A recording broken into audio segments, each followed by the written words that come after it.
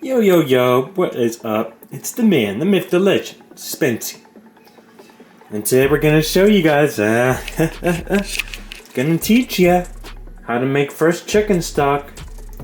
So what you're first gonna wanna do is you're gonna wanna take chicken bones. I have a whole chicken carcass in here that I fabricated and broken down, and I have some chicken thighs, bones, wings, and I have along with it some onions, whole onions on the top, fresh parsley, fresh thyme underneath, along with 25% carrots and celery, and 50% onions up here. That's the ratio for mirepoix for the stock.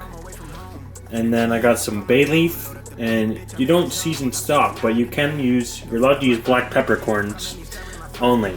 Never season the stock with salt or pepper, but you are allowed to use black peppercorns. So yeah, normally what you do for stock is you're going to bring this to a boil, and then you're going to reduce it to a low simmer for hours, and you just leave it on until it's done cooking, and I'll show you guys what to do. Next step, gonna teach ya. Normally people will tell you guys to peel the skin off for a white stock or chicken stock, and for a brown stock to keep the peels on of the onions. But in my opinion, I'm not going to do that because I think the peels give more flavor. So it's not necessary to do that. Now as this starts to boil, once it starts to boil enough, you're going to reduce it to a low simmer.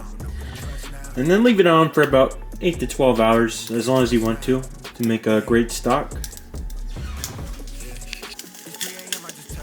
Alright, once it starts to boil, you're going to reduce to a simmer.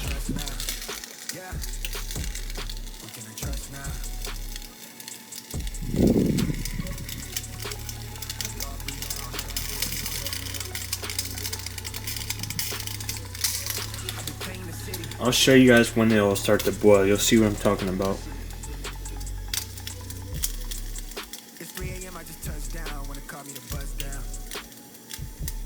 Not quite. Alright, once it's close to boiling enough, you can pretty much turn it. You're going to bring it to a low simmer. Just leave it on low.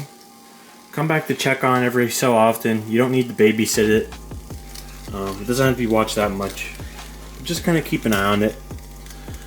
And yeah, I'll show you guys what it's supposed to look like once it's done in a few hours. Gonna get ya. Also, don't forget to cover it with a lid.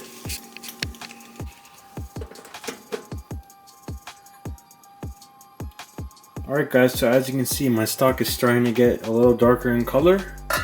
That's what you're looking for. Now, it's not quite done yet. I mean, technically you could pull it off now, but in order to get the best flavor out of chicken stock, you should leave it on for a long time in order to maximize the full flavor and effect of the stock.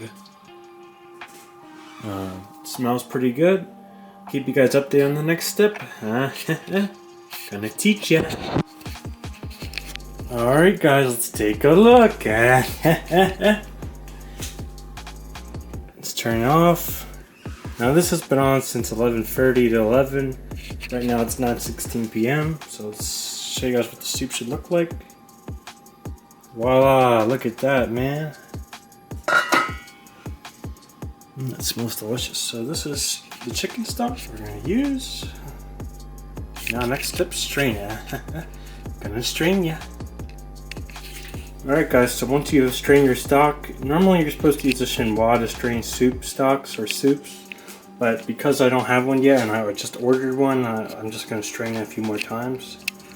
So after the stock is finished, you need to cool it right away in an ice bath. This is the fastest way to cool down the stock, because the stock will not cool fully on its own at room temperature. Once it is cold, give it about 20 to 30 minutes in cool time, and then take it out and put it in the freezer.